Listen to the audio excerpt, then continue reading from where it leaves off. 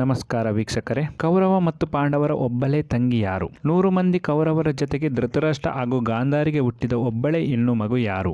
ಎಲ್ಲವನ್ನು ತಿಳಿಸಿಕೊಡುತ್ತೇನೆ. ಅದಕ್ಕೂ ಮುನ್ನ ನೀವಿನ್ನೂ ನಮ್ಮ ಚಾನಲ್ ಅನ್ನು ಸಬ್ಸ್ಕ್ರೈಬ್ ಮಾಡಿಲ್ಲ ಅಂದ್ರೆ ದಯವಿಟ್ಟು ಸಬ್ಸ್ಕ್ರೈಬ್ ಮಾಡಿ ಹಾಗೂ ಮುಂದಿನ ಹೊಸ ವಿಡಿಯೋಗಳ ನೋಟಿಫಿಕೇಶನ್ಗಳನ್ನು ಪಡೆಯಲು ಪಕ್ಕದಲ್ಲಿರುವ ಬೆಲ್ ಬಟನ್ ಒತ್ತಿ.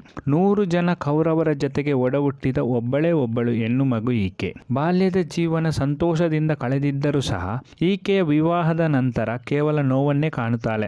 ಈಕೆಯನ್ನು ಸಿಂಧು ಮಹಾರಾಜ ಜಯದ್ರಥನಿಗೆ ಮದುವೆ ಮಾಡಿಕೊಟ್ಟ ನಂತರ ಸಂತೋಷವೆನ್ನುವುದು ಈಕೆಯಿಂದ ದೂರವಾಗಿತ್ತು.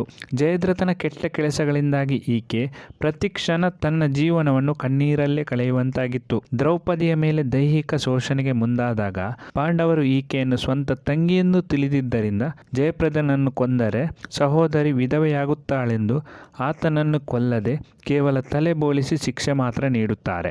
ಆದರೆ ಇದನ್ನು ಅವಮಾನವೆಂದು ತಿಳಿದ ಜಯದ್ರಥನು ಶಿವನನ್ನು ಒಲಿಸಿಕೊಂಡು ಶಿವನಿಂದ ವರಗಳನ್ನು ಪಡೆದು ಪಾಂಡವರ ಮೇಲೆ ಸೇಡು ತೀರಿಸಲು ಚಕ್ರವ್ಯೂಹದಲ್ಲಿ ಅಭಿಮನ್ಯುವನ್ನು ಕೊಲೆ ಮಾಡುತ್ತಾನೆ. ತನ್ನ ಮಗನ ಸಾವಿಗೆ ಕಾರಣನಾದ ಜಯದ್ರಥನನ್ನು ಕೊಲ್ಲುವ ಪ್ರತಿಜ್ಞೆ ಮಾಡಿದ ಅರ್ಜುನನು ಶ್ರೀಕೃಷ್ಣನ ಸಹಾಯದಿಂದ ತನ್ನ ಅಸ್ತ್ರದಿಂದ ಜಯದ್ರಥನ ಶಿರಚ್ಛೇದನ ಮಾಡುತ್ತಾನೆ. ಹೀಗೆ ಆಕೆ ವಿಧವೆಯಾಗುತ್ತಾಳೆ. ಅಷ್ಟಕ್ಕೂ ಆಕೆಯ ಸಂಕಷ್ಟಗಳು ಮುಗಿಯಲಿಲ್ಲ.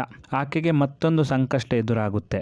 ಮಹಾಭಾರತ ಯುದ್ಧ ಮುಗಿದ ಮೇಲೆ ಪಾಂಡವರು ನಡೆಸಿದ ಅಶ್ವಮೇಧ ಯಾಗದಲ್ಲಿ ಅವರು ಬಿಟ್ಟ ಅಶ್ವ ಸಿಂಧು ರಾಜ್ಯ ಪ್ರವೇಶಿಸಿದಾಗ ಈಕೆಯ ಮಗ ಸುರಥ ಆ ಅಶ್ವವನ್ನು ಬಂಧಿಸಿ ಅರ್ಜುನನಿಗೆ ಯುದ್ಧದ ಸವಾಲು ಹಾಕುತ್ತಾನೆ. ತನ್ನ ತಂಗಿಯ ಮಗನೆಂಬ ಪ್ರೀತಿಯಿಂದ ಅರ್ಜುನನು ಆತನ ಜೊತೆ ಯುದ್ಧ ಮಾಡದೆ ಆತನನ್ನು ಕ್ಷಮಿಸಿ ತನ್ನ ರಾಜ್ಯಕ್ಕೆ ಹಿಂದಿರುಗುತ್ತಾನೆ. ಇಷ್ಟಕ್ಕೂ ಜೀವನ ಪೂರ್ತಿ ನೋವನ್ನೇ ಅನುಭವಿಸಿರುವ ಕೌರವ ಹಾಗೂ ಪಾಂಡವರ ಒಬ್ಬಳೆ ತಂಗಿ ಯಾರು? ಈ ಪ್ರಶ್ನೆಗೆ ಉತ್ತರ ಆಕೆಯ ಹೆಸರು ದುಶ್ಯಲ.